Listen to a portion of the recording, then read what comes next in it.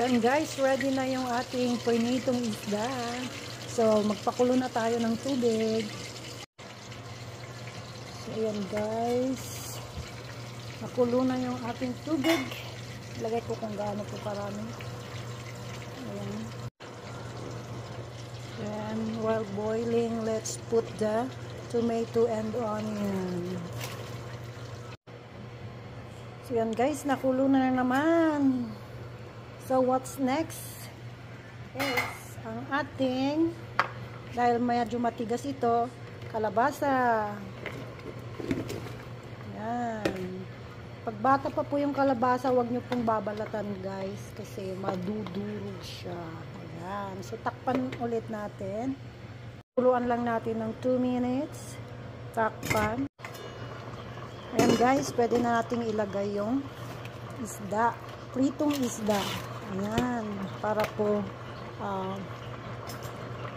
kumalat yung flavor ng isda sa ating sabaw. Ayan, takpan natin ulit at lutuin ng mga 2 minutes.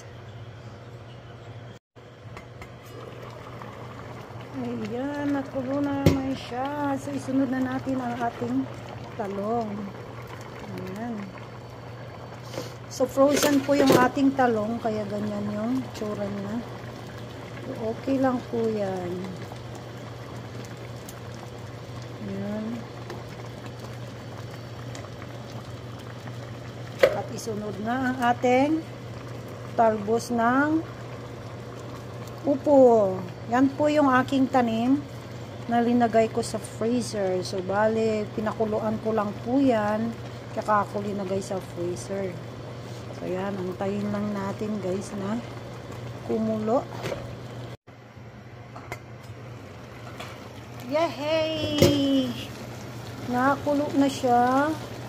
Ayan, luto na yung ating gulay.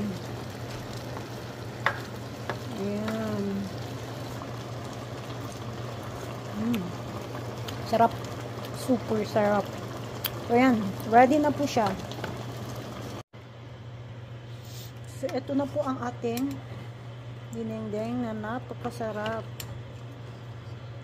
Ayan guys. Gulay.